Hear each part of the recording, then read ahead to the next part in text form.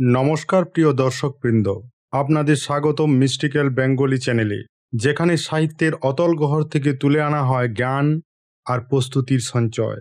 আজ আমরা পা রাখছি বাংলা সাহিত্যের সেই প্রাচীনতম প্রাঙ্গণে, যেখানে তালের পাতায় আঁকা হয়েছিল সহজিয়া সাধকদের গুহ্য সাধনার শব্দচিত্র। হ্যাঁ, বলছি চর্যাপদের কথা। WBSLST পরীক্ষায় বাংলার প্রথম সাহিত্য নিদর্শন হিসেবে চর্যাপদ নিয়ে প্রশ্ন আসে নিয়মিত। তাই এই ভিডিওতে আমরা তুলে ধরব 30টি গুরুত্বপূর্ণ প্রশ্ন চর্যাপদ সম্পর্কিত, যা আপনাকে পরীক্ষায় সঠিক উত্তর দিতে সাহায্য করবে আর চর্যাগীতির গভীরতাও কিছুটা উন্মোচিত হবে। আপনি যদি বাংলাকে শুধু বিষয় না বরং সাধনা বলে মনে করেন, তবে এই ভিডিও আপনার জন্যেই। চলুন শুরু করি সেই পথে যেখানে এই শব্দ শুধু শব্দ নয়, তা হয়ে ওঠে চেতনার চর্যা। চর্যাপদের আবিষ্কার ও বৌদ্ধ তান্ত্রিক সাহিত্যের উন্মোচন।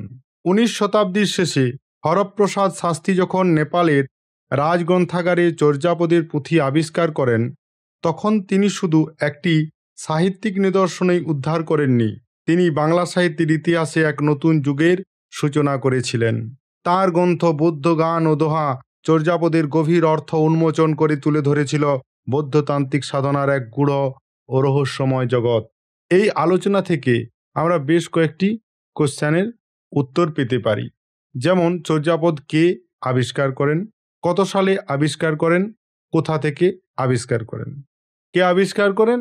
না হরপ্রসাদ শাস্ত্রী আবিষ্কার করেন। কত সালে? 1907 সালে। কোথা থেকে? না নেপালের রাজ গ্রন্থাগার থেকে। এর ফলে কি হলো? না বৌদ্ধ তান্ত্রিক সাধনার বিচিত্র রূপটি প্রথম প্রকাশিত হলো। সংস্কৃত বুদ্ধিস্ট লিটারেচার ইন নেপাল, প্রথম তালিকা ও তার গুরুত্ব খুব ইম্পর্টেন্ট একটা বিষয়।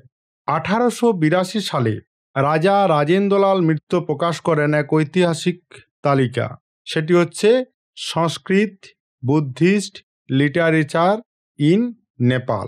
এশিয়াটিক সোসাইটি অব বেঙ্গল থেকে প্রকাশিত এই গ্রন্থে তিনি নেপালের রাজকীয় গ্রন্থাগারে সংরক্ষিত বৌদ্ধতন্ত্র ও সূত্র দর্শনের বিশাল সম্ভার তুলে ধরেছিলেন। পরবর্তীতে হরপ্রসাদ শাস্ত্রীর চর্যাপদ আবিষ্কারের পথ তৈরিতে এই কাজের বিশেষ ভূমিকা ছিল। কোন কাজের? রাজেন্দ্র মিত্র যে তালিকাটি প্রথম প্রকাশ করেছিলেন সেটির নাম হচ্ছে Sanskrit Buddhist literature in Nepal. এই গ্রন্থের বিষয় কি ছিল? না বৌদ্ধতন্ত্র, সূত্র এবং দর্শন। এতে একাধিক সংস্কৃত পুঁথির বিবরণ রয়েছে। সাহিত্যের ধর্মতাত্ত্বিক ও দার্শনিক গুরুত্ব এর অপরিসীম। কেন এটি গুরুত্বপূর্ণ ছিল? নেপালের সংরক্ষিত সংস্কৃত বৌদ্ধ পাণ্ডুলিপির প্রথম সংগৃহীত তালিকা এটি। বৌদ্ধ বিদ্যাচর্চার জন্য প্রাথমিক তথ্যভাণ্ডার এটি, এবং হরপ্রসাদ শাস্ত্রীর চর্যাপদ আবিষ্কারের এটি একটি পূর্বসূরি উদ্যোগ ছিল। চর্যাপদের প্রথম প্রকাশনা। চর্যাপদের প্রথম প্রকাশনা প্রথম প্রকাশনা কোথায় হয়েছিল? 1916 সালে। চর্যাপদ প্রথম প্রকাশিত হয়েছিল 1916 সালে হরপ্রসাদ শাস্ত্রীর সম্পাদনায়। নাম ছিল 1000 বছরের পুরানো বাঙ্গালা ভাষার বৌদ্ধ গান ও দোহা। বঙ্গীয় সাহিত্য পরিষদ থেকে প্রকাশিত এই গ্রন্থে চর্যাগীতিকে শুধু অনুবাদ নয়, ব্যাখ্যাসহ উপস্থাপনা করা হয়। বাংলা ভাষার আদি রূপ এবং বৌদ্ধ তান্ত্রিক সাহিত্যের মিলনস্থল হয়ে ওঠে এই প্রকাশনা। তাহলে খুব ইম্পর্টেন্ট বিষয় যেটা এখান থেকে বোঝা গেল, যে এটি 1916 সালে প্রকাশিত হয়েছিল। এর নাম ছিল 1000 বছরের পুরানো বাংলা ভাষার বৌদ্ধ গান ও দোহা, যা পরবর্তীকালে বৌদ্ধ গান ও দোহা নামে প্রকাশিত হতে থাকে। এটি বঙ্গীয় সাহিত্য পরিষদ থেকে প্রকাশিত হয়। এর মূল চর্যাপদ হচ্ছে অপভ্রংশ বা প্রাকৃত ভাষা। সঙ্গে ছিল বাংলা অনুবাদ, ব্যাখ্যা এবং টিকা। এই বিষয়গুলি সঙ্গে ছিল। এই জায়গার আলোচনা থেকে আমরা জানতে পারলাম চর্যাপদ 1916 সালে প্রকাশিত হয়, কি নামে প্রকাশিত হয়, কোথা থেকে প্রকাশিত হয়, এর বিষয় বা ভাষা কি ছিল, এর সাথে আরও কি কি বিষয় ছিল। আশা করি আপনারা বুঝতে পেরেছেন। এরপর আমরা চর্যাপদের পরবর্তী বিষয় নিয়ে আলোচনা করব।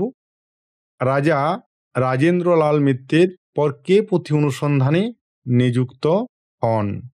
উত্তর হবে হরপ্রসাদ শাস্ত্রী। রাজা রাজেন্দ্রলাল মিত্রের মৃত্যুর পর 1898 সালে হরপ্রসাদ শাস্ত্রীকে সরকারিভাবে নিযুক্ত করা হয় নেপালে পাণ্ডুলিপি অনুসন্ধানের জন্য। তার হাতে উঠে আসে চর্যাপদ সহ বহু বৌদ্ধতান্ত্রিক সাহিত্য। অবশেষে 1907 সালে চর্যাপদের আবিষ্কার বাংলা সাহিত্যের ইতিহাসে এক নতুন অধ্যায় সূচিত করে। তাহলে এই আলোচনার বিষয়গুলি কি কি?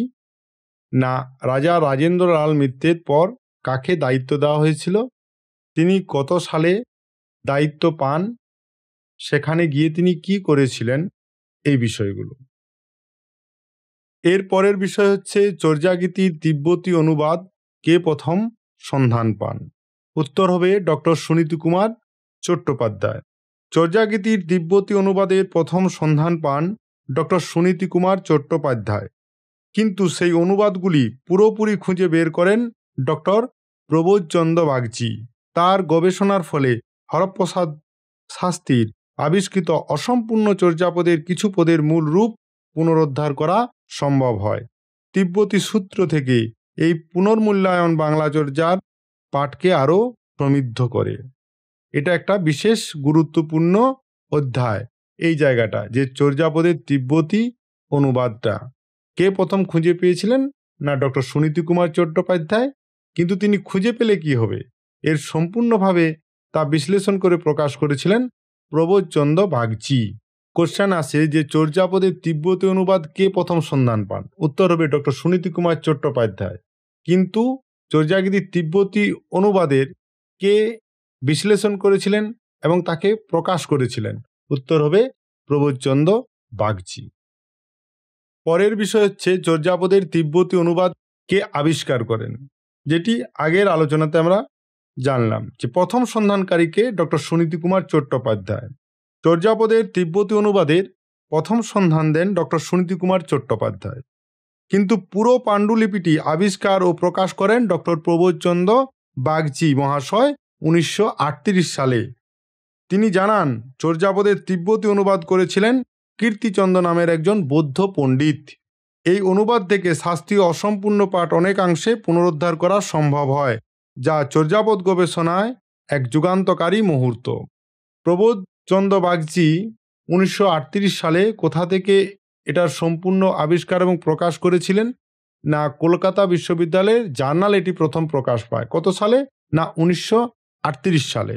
এর ফলে কি হয়েছিল? না, হরপ্রসাদ শাস্ত্রীর আবিষ্কৃত অসম্পূর্ণ চর্যাপদের পাঠ পুনর্গঠনে বাগচির তিব্বতী অনুবাদের একটা বিশেষ ভূমিকা রেখেছিল।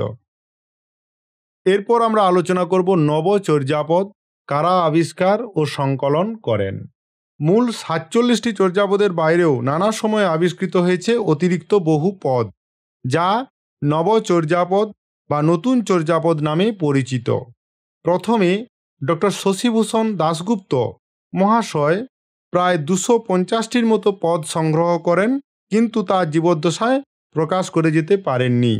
এরপরে 1998 সালে ডক্টর অসিত কুমার বন্দ্যোপাধ্যায় সেই পদের মধ্য থেকে 89টি পদ নিয়ে নবচর্যাপদ প্রকাশ করেন। পরবর্তীতে ডক্টর সৈয়দ মোহাম্মদ শাহেদ 2017 সালে 335টি পদের বিশাল সংগ্রহ প্রকাশ করেন, যা চর্যাপদ গবেষণার একটা নতুন মাইল ফলক। অবশ্যই কোথা থেকে 335টি পদের বৃহৎ সংকলন প্রকাশ করেন? ঢাকা বিশ্ববিদ্যালয় থেকে। অর্থাৎ ডক্টর সৈয়দ মোহাম্মদ শাহেদ ছিলেন ঢাকা বিশ্ববিদ্যালয়ের অধ্যাপক ও ফকলোর গবেষক। এইখানে অনেক সময় কোশ্চেনে আসে যে নব চর্যাপদ কার আবিষ্কার? উত্তর হবে অবশ্যই শশীভূষণ দাশগুপ্তের। কিন্তু নব চর্যাপদকে কে প্রথম প্রকাশনা করে? তাহলে ডক্টর হবে ডক্টর অসিত কুমার বন্দ্যোপাধ্যায়। নতুন চর্যাপদের আবিষ্কারক কে? না, ডক্টর সৈয়দ মোহাম্মদ শাহেদ। কটি পদকে নিয়ে বৃহৎ সংকলন তৈরি হয়েছিল? না, 335টি। আশা করি এই জায়গার বিতর্কিত যে প্রশ্নগুলো অনেক সময় আসে সেগুলোর উত্তর পাওয়া গেছে। তাহলে প্রথম নবচর্যাপদকে আবিষ্কার করেন ডক্টর শশীভূষণ দাশগুপ্ত। কত সালে? 1963-তে। কিন্তু তিনি প্রকাশ করে যেতে পারেননি। তার পদগুলিকে প্রকাশ করেছিল কে? না, ডক্টর অসিত কুমার বন্দ্যোপাধ্যায়। কত সালে? না, 1988 সালে। কটি পদকে নিয়ে নবচর্যাপদ প্রকাশ করেছিলেন অসিত কুমার বন্দ্যোপাধ্যায় না 89টি পদকে নিয়ে?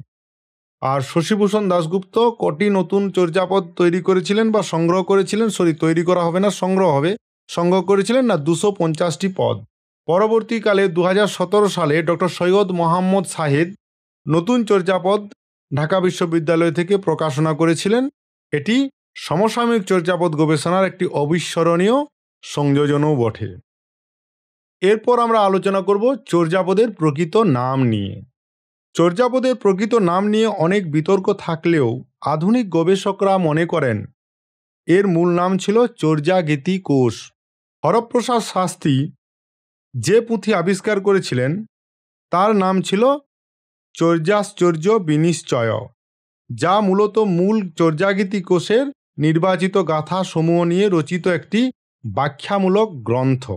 এই নামগত পার্থক্য চর্যাগীতির প্রকৃত পরিসর এবং তার ঐতিহাসিক গঠন বোঝার ক্ষেত্রে অত্যন্ত গুরুত্বপূর্ণ। হরপ্রসাদ শাস্ত্রী প্রকাশিত বইটির নাম ছিল কি না চর্যাশ্চর্য বিনিশ্চয়, কিন্তু আসল চর্যাগীতি বইটির নাম হচ্ছে চর্যাগীতি কোষ। গবেষকদের মতে চর্যাগীতি কোষ ছিল একটি পূর্ণাঙ্গ গাথা সংগ্রহ, আর চর্যাশ্চর্য বিনিশ্চয় তার সংক্ষিপ্ত টিকাভিত্তিক সংস্করণ। বোঝা গেল? এরপরে যে বিষয়টিকে নিয়ে আমরা আলোচনা করব সেটি হচ্ছে চর্যাগীতি কোষ নামটি কোথায় প্রথম পাওয়া যায়। চর্যাপদের প্রকৃত নাম কি? হরপ্রসাদ শাস্ত্রীর পুঁথিতে আমরা পাই চর্যাশ্চর্য বিনিশ্চয়, কিন্তু পরবর্তীতে তিব্বতের তাঞ্জুর গ্রন্থমালার এক অনুবাদ লেখাংশে ডক্টর প্রবোধচন্দ্র বাগচি প্রথম খুঁজে পান চর্যাগীতি কোষ নামটি। আধুনিক গবেষকেরা একমত হন যে চর্যাগীতি কোষেই ছিল আসল গাথা সংগ্রহের নাম, আর চর্যাশ্চর্য বিনিশ্চয় ছিল তারই নির্বাচিত অংশ বা টিকা ভাষ্য। তিব্বতী অনুবাদের কোন জায়গায় না তাঞ্জুর গ্রন্থমালায় কে খুঁজে পান? ডক্টর প্রবোধচন্দ্র বাগচি পুষ্পিকা এই নামটি প্রথম খুঁজে পান। এই মতটির সমর্থন করেন কে? ডক্টর সুকুমার সেন এবং ডক্টর অসিত কুমার বন্দ্যোপাধ্যায়। এর পরের বিষয়টি হচ্ছে চর্যাপদের সংস্কৃত টিকাগ্রন্থের নাম কি ছিল। চর্যাপদ গাঁথাগুলি একাধিকভাবে রহস্যময় গূঢ়। এই গাঁথাগুলির ব্যাখ্যা করতে হরপ্রসাদ শাস্ত্রীর আবিষ্কৃত পুঁথিতে পাওয়া যায় একটি সংস্কৃত ভাষ্যগ্রন্থ নামের গ্রন্থ, যার নাম নির্মল গিরা টিকা। এটি রচনা করেন মুনিদত্ত নামে এক পণ্ডিত, যিনি চর্যাগীতির সহজিয়া বৌদ্ধ সাধনা ও দর্শনের ব্যাখ্যা দিয়েছিলেন। চর্যাপদের পাঠ ও ব্যাখ্যায় এই টিকার গুরুত্ব ছিল অপরিসীম। এরপরে আমরা আলোচনা করব চর্যাপদের তিব্বতী টিকা কে অনুবাদ করেছিলেন। চর্যাপদের সংস্কৃত টিকাটি রচনা করেছিলেন মুনিদত্ত। এই টিকা পরবর্তীতে তিব্বতী ভাষায় অনুদিত হয়। অনুবাদ করেন কীর্তিচন্দ্র নামে একজন পণ্ডিত। এই কীর্তিচন্দ্রকে অনেকেই চন্দ্রকীর্তি বলেও ব্যাখ্যা করেন। গবেষকেরা কিন্তু কীর্তিচন্দ্রকেই অধিক গ্রহণযোগ্য বলে মনে করেন। এই অনুবাদের ফলে চর্যাপদ ও দার্শনিক টিকা আন্তর্জাতিক বৌদ্ধ পাণ্ডিত্য চর্চার অংশ হয়ে ওঠে। এই অনুবাদ কোথায় সংরক্ষিত রয়েছে না তিব্বতী তাঞ্জুরে। তিব্বতী তাঞ্জুরে এটি সংরক্ষিত রয়েছে। এরপর যে বিষয়টি নিয়ে আমরা আলোচনা করব সেটি হচ্ছে চর্যাপদের তিব্বতী টিকা কে সম্পাদনা করেছিলেন। তাহলে কে আবিষ্কার করেছিলেন না ডক্টর সুনীতি কুমার চট্টোপাধ্যায়। আর কে সম্পাদনা করেছিলেন? ডক্টর প্রবোধচন্দ্র বাগচি। চর্যাপদের তিব্বতী টিকা প্রথম আবিষ্কার করেন ডক্টর প্রবোধচন্দ্র বাগচি। 1938 সালে তিনি কলকাতা বিশ্ববিদ্যালয়ের জার্নালে এই তিব্বতী অনুবাদ ও ব্যাখ্যা প্রকাশ করেন। পরে 1956 সালে শান্তি ভিক্ষু শাস্ত্রীর সহ সম্পাদনায় বিশ্বভারতী থেকে চন্দ্রগীতি কোষ নামে তা গ্রন্থাকারে প্রকাশিত হয়। এই কাজ চর্যাপদের পাঠ ইতিহাসে এক যুগান্তকারী সংযোজন ছিল। তাহলে কে সম্পাদনা এবং আবিষ্কার করেছিলেন? প্রবোধচন্দ্র বাগচি। মূল গবেষণার বিষয় কি ছিল না মুনিদত্তের নির্মল গিরা টিকা আর কীর্তিচন্দ্র অনুদিত তিব্বতী টিকা উভয়ের ব্যাকরণ, ভাব ও দর্শনমূলক ব্যাখ্যা বিশ্লেষণ ছিল। এরপরে আমরা আলোচনা করব তিব্বতীতে চর্যাপদের মূল অনুবাদক কে ছিলেন। চর্যাপদের তিব্বতী অনুবাদের ক্ষেত্রে দুটি নাম বিশেষভাবে গুরুত্বপূর্ণ। মূল গাথাগুলি অনুবাদ করেছিলেন শিলাচারী আর মুনিদত্তের সংস্কৃত টিকাটির অনুবাদ করেন কীর্তিচন্দ্র। এই তথ্য আমরা পাই ডক্টর প্রবোধচন্দ্র বাগচির 1938 সালের গবেষণা থেকে। তিব্বতী অনুবাদের মাধ্যমে চর্যাপদ হয়ে ওঠে এক আন্তর্জাতিক বৌদ্ধ সাহিত্য সম্পদ। তাহলে মূল চর্যাপদের তিব্বতী অনুবাদক ছিলেন শিলাচারী, টিকাটির অনুবাদক আলাদা ছিল, এটি ছিল কীর্তিচন্দ্র। অনেক সময় কোশ্চেন আছে তিব্বতী চর্যাপদের মূল অনুবাদক কে ছিলেন, অনেকেই ফট করে লিখে ফেলেন কীর্তিচন্দ্র। তা হবে না, শিলাচারী হবে। তিনি মূল চর্যাপদের তিব্বতী ভাষায় অনুবাদ করেছিলেন মূল চর্যাপদটিকে, আর টিকার অনুবাদক ছিলেন কিন্তু কীর্তিচন্দ্র। এরপরে আমরা আলোচনা করব চর্যাপদের ফটো মুদ্রণ কে প্রকাশ করেন, খুব ইম্পর্টেন্ট। চর্যাপদের মূল পাণ্ডুলিপির ফটো মুদ্রণ প্রথম প্রকাশ করেন নীলরতন সেন। 1978 সালে সিমলা থেকে এই ইংরেজিতে ব্যাখ্যাসহ প্রকাশিত সংস্করণে মূল পুঁথির ছবি ছিল, যা গবেষণার জন্য অত্যন্ত সহায়ক হয়ে ওঠে। এই ফেসিলিমি সংস্করণ চর্যার ইতিহাসে এক যুগান্তকারী পদক্ষেপ। তাহলে চর্যাপদের ফটোমুদ্রণ কে প্রকাশ করেছিলেন? ডক্টর নীলরতন সেন। কত সালে? 1978 সালে। কোথা থেকে? সিমলা থেকে। এরপরে আমরা আলোচনা করব বিদেশি গবেষকেরা যারা চর্যাপদ নিয়ে গবেষণা করেছিলেন। চর্যাপদ নিয়ে শুধু বাঙালি নয়, আন্তর্জাতিক গবেষকরাও বিস্তর গবেষণা করেছেন। জি তুচি, আর্নল্ড বেক, পের ক্যারভনের মতো গবেষকগণ চর্যাপদের তাত্ত্বিক, গীতিধর্মী ও তিব্বতী রূপ নিয়ে গুরুত্বপূর্ণ কাজ করেছেন। অন্যদিকে হজসন, বার্নফ, রাইট এবং বেল্ডাল প্রাচীন তান্ত্রিক বৌদ্ধ সাহিত্যের পথ উন্মোচনে সহায়ক হয়েছেন, যা পরোক্ষভাবে চর্যাপদ গবেষণার একটি ভিত্তি গড়ে দিয়েছিল। সবথেকে বেশি এমসিকিউর অপশন হিসাবে আসে doctor G Tucci, doctor Arnold Bake. ইতালির ইনি ভারততত্ত্ববিদ ছিলেন, আর ডাচ সঙ্গীত তত্ত্ববিদ চর্যাপদের সুর, ছন্দ, গীতিধর্ম বৈশিষ্ট্য নিয়ে গবেষণা করেছেন। কোশ্চেন যদি খুব জটিল করার ইচ্ছা যায় তাহলে কোশ্চেনে এরকম আসে, আর্নল্ড বেক চর্যাপদের কোন বিষয়টি নিয়ে গবেষণা করেছিলেন? বা ডক্টর জি তুচি চর্যাপদের একজন বিশিষ্ট গবেষক, তিনি কোথাকার গবেষক ছিলেন? তিনি চর্যাপদের কোন বিষয়গুলোকে নিয়ে আলোচনা করেছিলেন? এইভাবেও অনেক সময় ঘুরিয়ে কোশ্চেন করে দিতে পারে। ব্রায়ান হাইসন, Eugene Burnouf, Daniel Wright, Cecil Bendall, এদের নিয়েও একটুকু জেনে রাখবেন। এরপর আমরা আলোচনা করব চর্যাপদ নিয়ে অবাঙালি ভারতীয় গবেষকদের অবদান। আমরা আগেরটা পড়লাম বিদেশি গবেষকদের অবদান, আর এখন পড়ব আমরা অবাঙালি ভারতীয় গবেষকদের অবদান। চর্যাপদ নিয়ে শুধু বাংলার গবেষকরাই নয়, অবাঙালি ভারতীয় পণ্ডিতদেরও গুরুত্বপূর্ণ অবদান রয়েছে। রাহুল সাংকৃত্যায়ন তিব্বত থেকে চর্যাপদের নতুন পদ সংগ্রহ করেন, আর বিধুশেখর শাস্ত্রী চর্যাগান ভাষার গূঢ়তা ব্যাখ্যা করেন। রাজেন্দ্রলাল মিত্রের পাণ্ডুলিপি তালিকা ভবিষ্যৎ গবেষণার ভিত্তি গড়ে ওঠে। এছাড়াও পূর্ব ভারতের বহু ভাষাভাষী অঞ্চলের পণ্ডিতরাও চর্যাপদকে নিজেদের ঐতিহ্য হিসেবে দাবি করে গবেষণা করেছেন। দুটি নাম মনে রাখবেন, একটি হচ্ছে পণ্ডিত রাহুল সাংকৃত্যায়ন, আর দ্বিতীয় নামটি হচ্ছে বিধুশেখর শাস্ত্রী।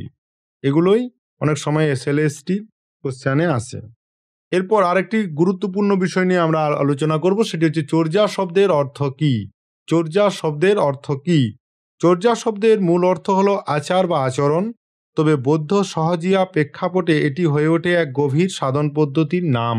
চর্যাপদে এই চর্যা অর্থে ব্যবহৃত হয়েছে আধ্যাত্মিক অনুশীলনের, যার মাধ্যমে সাধকের অন্তর্জগতের বর্ণনা ফুটে ওঠে রূপক ও হেঁয়ালির মাধ্যমে। তাহলে চর্যার অর্থ কি? আচরণ বা ধর্মীয় অনুশীলন।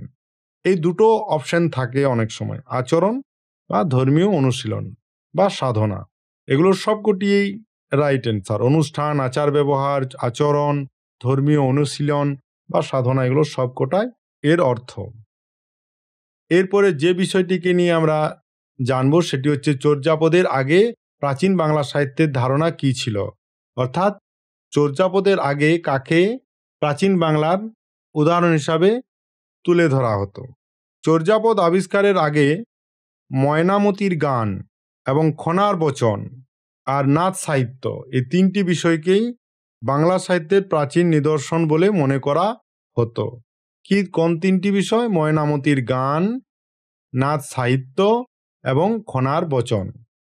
নাচ সাহিত্যের গানে ছিল আধ্যাত্মিক রূপকতা, আর খনার বচন ছিল কৃষিভিত্তিক লোকজ প্রজ্ঞার পরিচায়ক। কিন্তু চর্যাপদের আবিষ্কার বাংলা সাহিত্যের ইতিহাসে এক নতুন সূচনা এনে দেয়, লিখিত সাহিত্যিক পরস্পরার দৃশ্যমান ভিত্তি তৈরি করে। চর্যাপদ আবিষ্কারের সাথে সাথে এরপরে আমরা চর্যাপদ নিয়ে গুরুত্বপূর্ণ একটি বিষয়ে আলোচনা করব, সেটা হচ্ছে চর্যাপদের রচনাকাল। চর্যাপদের রচনাকাল কবে? চর্যাপদের রচনাকাল নিয়ে পণ্ডিতদের একটু মতভেদ থাকলেও অধিকাংশ একমত যে এটি নবম থেকে দ্বাদশ শতকের মধ্যে রচিত। পাল রাজাদের পৃষ্ঠপোষকতায় সহজযান বৌদ্ধ ধর্মের বিকাশ এই সাধন সঙ্গীতের পটভূমি নির্মাণ করেছিল।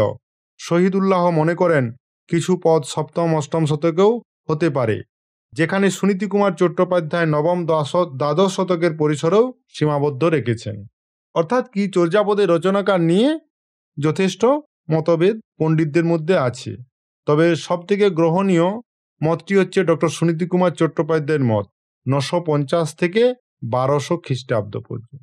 এই মতটি সবথেকে গ্রহণীয় মত।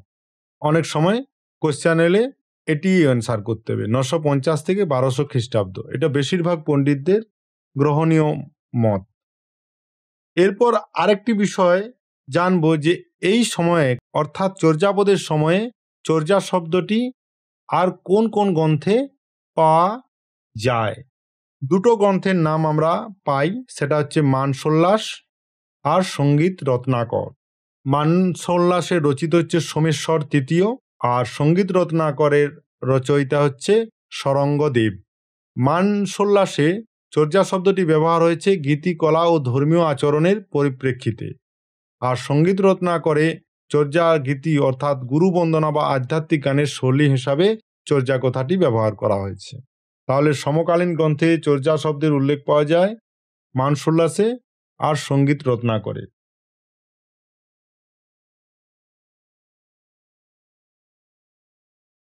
এখন চর্যাপদে মোট কটি পাতা ছিল জানবো। চর্যাপদে মূল পুঁথিটি ছিল মোট 64 পাতার।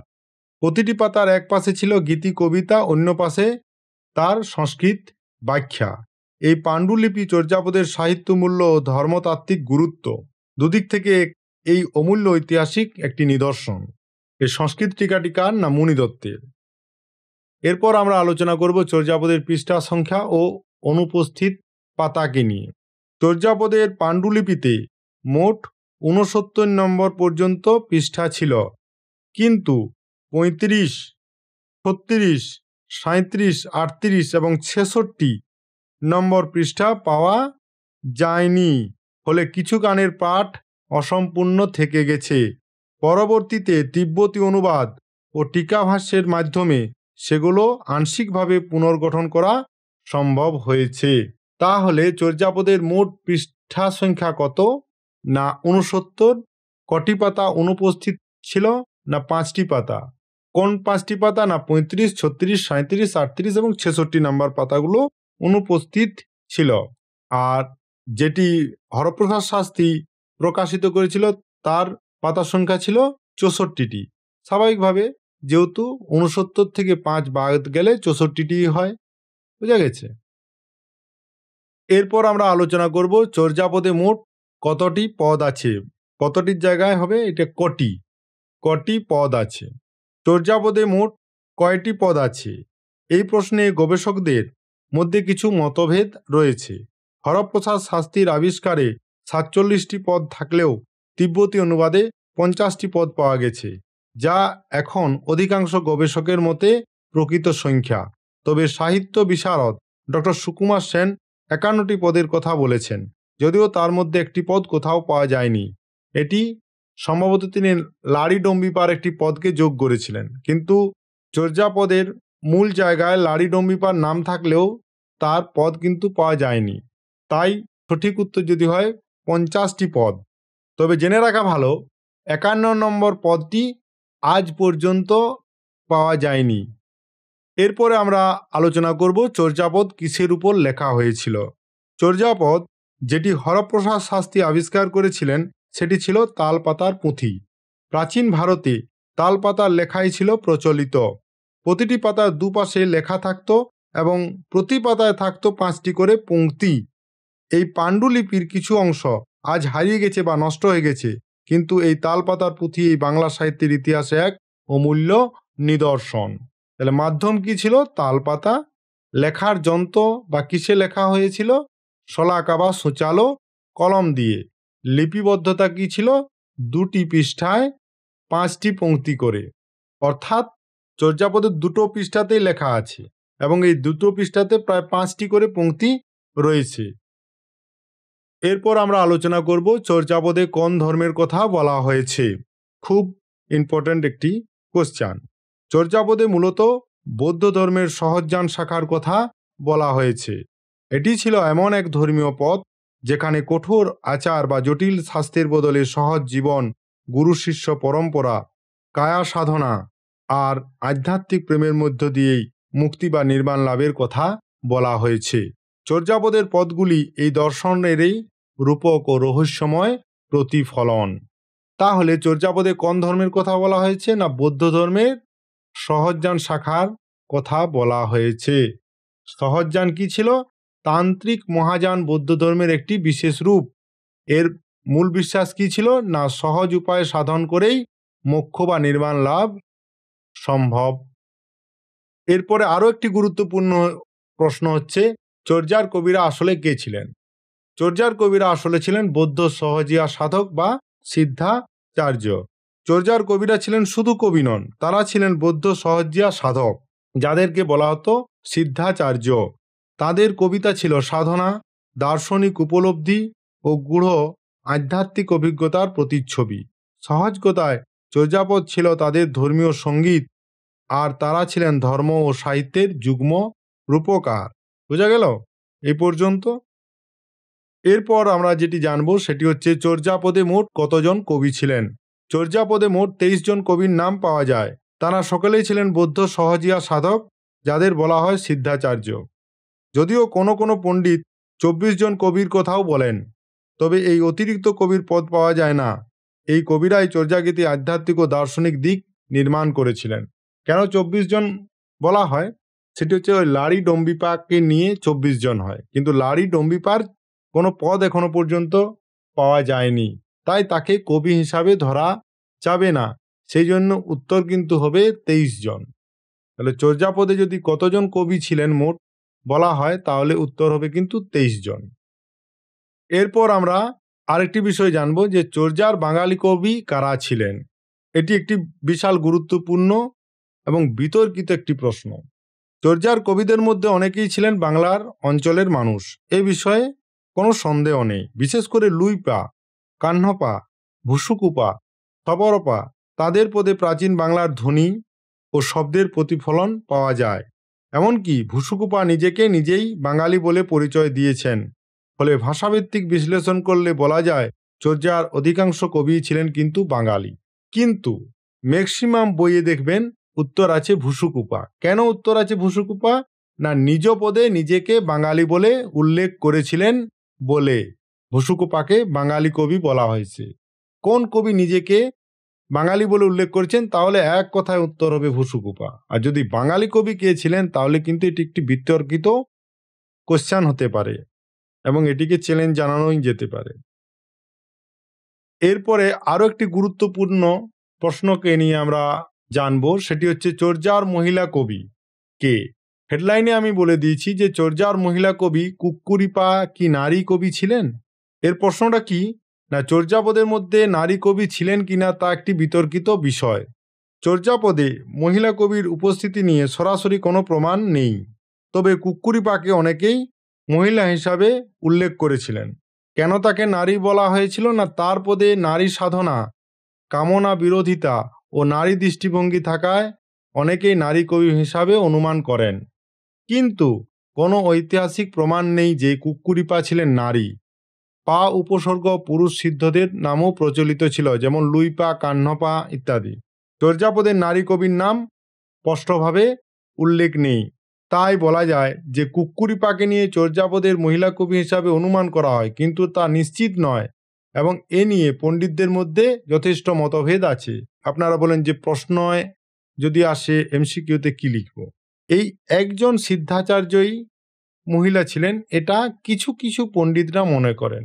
তাই এর অ্যান্সার সঠিক না হলেও যদি কোশ্চেনে আসে কুক্কুরিপা লিখে আসতে পারেন, কিন্তু এই কোশ্চেনটিকে নিয়ে যে কেউ চ্যালেঞ্জ জানাতেই পারেন।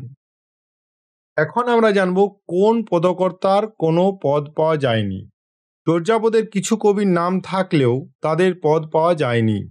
এর মধ্যে উল্লেখযোগ্য হলেন লাড়ি ডম্বিপা ও তন্ত্রীপা। তারা চর্যার সিদ্ধাচার্য হিসাবে স্বীকৃত, কিন্তু শাস্তি আবিষ্কৃত পুঁথিতে তাদের কোনো পদ নেই। গবেষকদের ধারণা এই পদের অংশ হারিয়ে গেছে বা অনুপস্থিত ছিল। যে প্রশ্ন এলো এরকম, কোন পদকর্তার কোনো পদ পাওয়া যায়নি, এখানে এমসিকিউতে অ্যান্সার দেখলেন যে লাড়ি ডম্বিপাও আছে আবার তন্ত্রীপাও আছে। তাহলে দুজনকারেই যে কেউ একজন দাগ যদি দেন তাহলেই তার উত্তর সঠিক বলে গণ্য হবে। মনে রাখবেন যে হরপ্রসাদ আবিষ্কৃত যে পুঁথি আছে তাতে তাদের কোনো পদ নেই, কিন্তু মুনিদত্তের যে টিকা বা তিব্বতী সূত্রে পাওয়া তথ্য থেকে জানা যায় এই দুজন পদকর্তার নাম। কোন দুজন পদকর্তার নাম? লাড়ি ডম্বিপা আর তন্ত্রীপার। গবেষক ডক্টর সুকুমার সেন এই নামগুলিকে চর্যাকারদের সম্ভাব্য তালিকায় অন্তর্ভুক্ত করেছিলেন। মনে করা হয় সম্ভবত এদের পদ ছিল, কিন্তু পুঁথির ক্ষতিগ্রস্ততার কারণে এদের পদগুলি হারিয়ে গেছে। এই ছিল চর্যাপদের 30টি বিষয়কে নিয়ে আলোচনা। এই 30টি বিষয়কে নিয়ে আলোচনা করার মাধ্যমে আমরা একাধিক প্রশ্নের উত্তরকে খোলাসা করেছি। বিতর্কিত প্রশ্নগুলোর সমাধান করার চেষ্টা করা হয়েছে। কি উত্তর আপনারা লিখবেন তাও জানানো হয়েছে। আমরা ভিডিওর ইন্ট্রোতেই বলেছিলাম যে চর্যাপদের 30টি বিষয়ের 30টি প্রশ্নকে নিয়ে আমরা আলোচনা করব। 30টি বিষয় এবং 30টি প্রশ্ন, 30টি বিষয়ে আলোচনা করেছি এবং 30টি প্রশ্নকে নিয়ে এখন আলোচনা করব। এই 30টি বিষয় থেকেই 30টি প্রশ্ন আসবে। তো চলুন দেখি কি ধরনের প্রশ্ন আছে। প্রথম প্রশ্ন কি? চর্যাপদের পুঁথি আবিষ্কার করেন কে? হরপ্রসাদ শাস্ত্রী। ঠিক আছে, প্রথম প্রশ্ন গেল। দ্বিতীয় প্রশ্ন হচ্ছে Sanskrit Buddhist literature in Nepal গ্রন্থটি কে প্রকাশ করেন? রাজেন্দ্র মিত্র, রাজা রাজেন্দ্র মিত্র। তিনি চর্যাপদ প্রথম প্রকাশিত হয় কবে? 1916 সালে। চর্যাপদের তিব্বতী অনুবাদ আবিষ্কার করেন কে? হরপ্রসাদ শাস্ত্রী। চর্যাপদের তিব্বতী অনুবাদ আবিষ্কার করেন কে? প্রবোধচন্দ্র বাগচি। চর্যাপদের পুঁথি ছিল তাল পাতার। এরপর চর্যাপদের মোট প্রাপ্ত পাতা সংখ্যা ছিল 64। পুঁথিতে পৃষ্ঠা সংখ্যা সর্বোচ্চ কত পর্যন্ত আছে? না 69। চর্যাপদে মোট কতটি পদ পাওয়া যায়? 51। চর্যাপদের মূল ভাষা কি? প্রাচীন বাংলা। প্রাচীন বাংলা। চর্যাপদের রচনাকাল কত? 950 থেকে 1200 খ্রিস্টপূর্ব। চর্যাপদের উল্লেখযোগ্য মহিলা কবি কাকে ধরা হয়? বলা হয়েছে কুক্কুরিপা। চর্যাপদের সংস্কৃত টিকার নাম কি? নির্মলগিরা টিকা। চর্যাপদের সংস্কৃত টিকার রচয়িতাকে? মুনিদত্ত। তিব্বতীতে চর্যাপদের অনুবাদক কে ছিলেন? শিলাচারী। চর্যাপদের তিব্বতী টিকার অনুবাদ কে ছিলেন? কীর্তিচন্দ্র বা চন্দ্রকীর্তি। তিব্বতী টিকার সম্পাদনা কে করেছিলেন? ডক্টর প্রবোধ বাগচি। নবচর্যাপদ প্রকাশ করেন কে? অসিত বন্দ্যোপাধ্যায়। ডক্টর অসিত বন্দ্যোপাধ্যায় নবচর্যাপদ আবিষ্কার করেন, প্রকাশ করেন। আর আবিষ্কার হলে হবে ডক্টর শশীভূষণ দাশগুপ্ত। অনেকেই গুলিয়ে ফেলে এইগুলো। এরপর আছে চর্যা গীতিকোষ নামটি কোথায় প্রথম দেখা যায়? তিব্বতী তঞ্জুরে। চর্যাপদ কিসের উপর লেখা হয়েছিল? তাল পাতার উপর। চর্যাপদে কোন ধর্মের কথা বলা হয়েছে? সহজিয়া ধর্মের কথা বলা হয়েছে। চর্যার কবিরা কে ছিলেন? সিদ্ধাচার্য। চর্যাপদের কবির সংখ্যা কত? 23 জন। কোন কবির কোনো পদ পাওয়া যায়নি? লারিডম্বিপার বা তান্তিপার, এ দুটোই অ্যান্সার হবে।